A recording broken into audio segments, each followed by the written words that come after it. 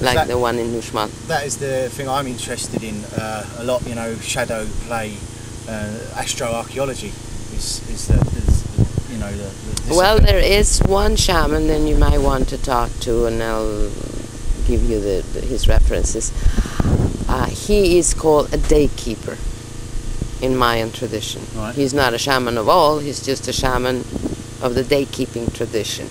And he has written about 16 books on Mayan archaeology and how it's viewed different by Western mind, and how it's not understood by Western mind what the Mayans did and how they did it. And he's a very, very, very knowledgeable guy. As a matter of fact, he just went to a conference in Germany and then in Spain, and he's been all over lecturing on the Mayans and Mayan astrology.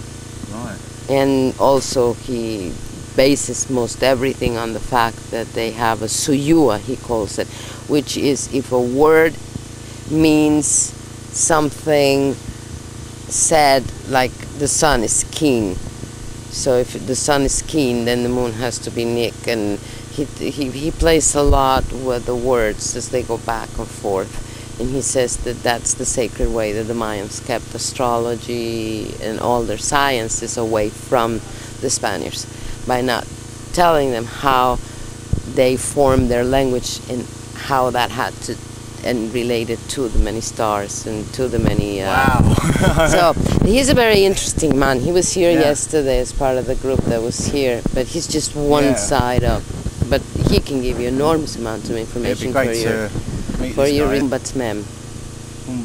Humbatsmem. It's Hunbatz. Hunbatz. And mem just means shaman in Mayan. It's M-E-N, and that just is shaman. So you can get a hold of him and you can ask him a lot of questions about the astrology, are better answered through somebody that has studied them all their lives. I've been here most of my life, you know, on and off, because I've lived all over. And it's fascinating. Every time they find something new and something exciting, it's just the most fascinating thing to add to the knowledge. In the duality, and I don't know what happens in that stairway, but I assure you something happens, and if somebody stays and watches, something is going to be. And it's at a smaller pyramid that is on the way to the observatory and across from the observatory, and it's called the Osario because they found 3 tombs under this pyramid.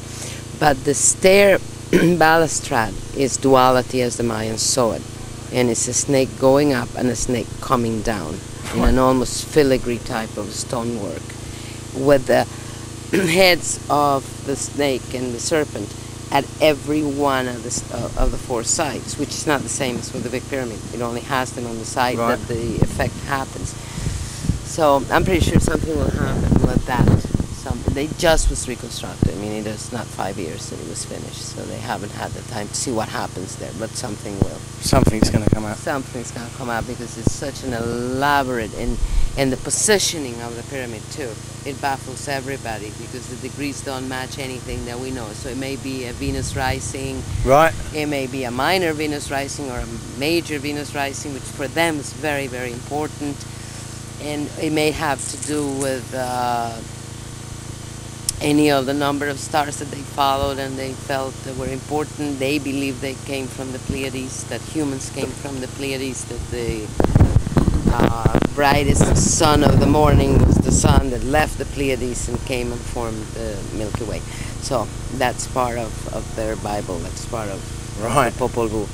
And so we'll find something with that pyramid in relationship to the sacredness and what call them to build it in those degrees and with that extreme care for the detail and duality.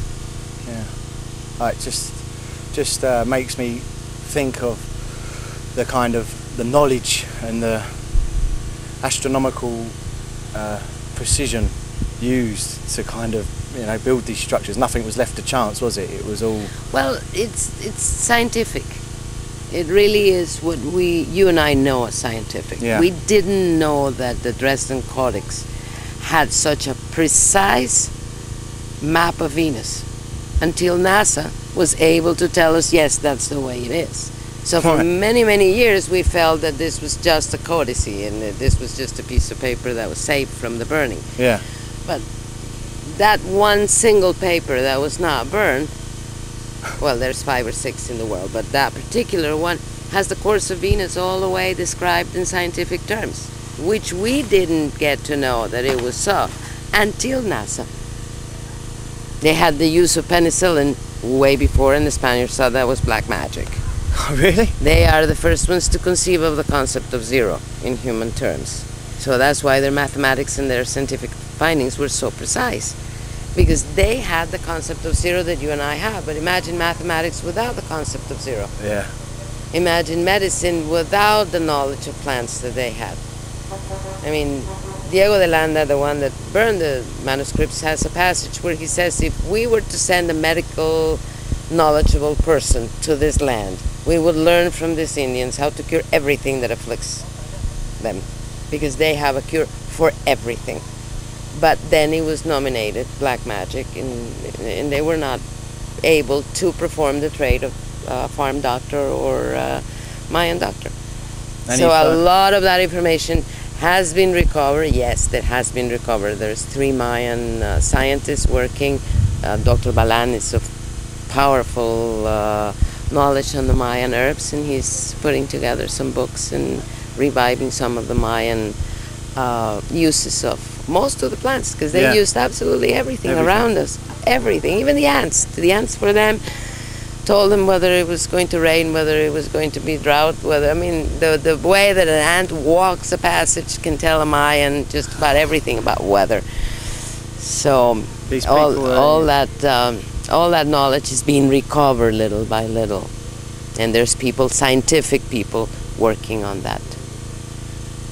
And there's Dr. Balan that's of enormous importance to the herbology of Mayan medicinal plants. Really, really advanced in that.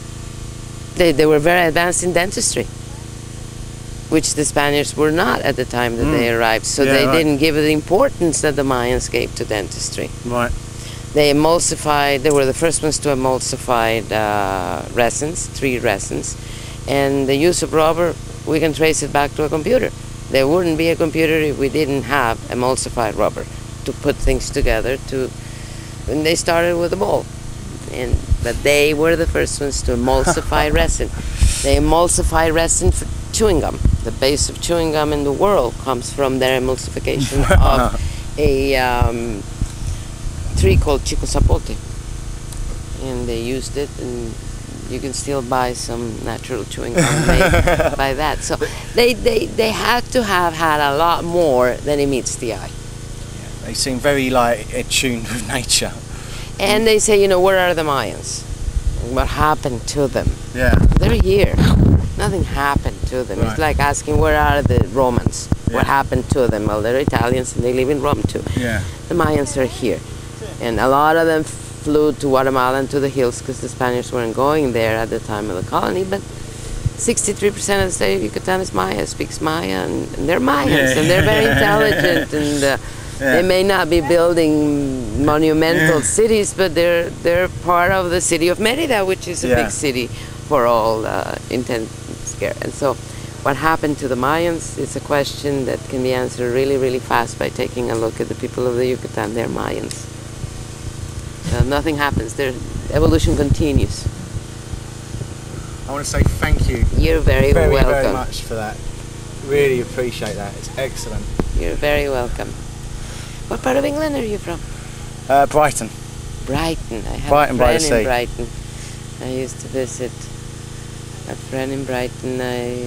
She was the sister of a friend of mine, and we worked together in London. Excellent.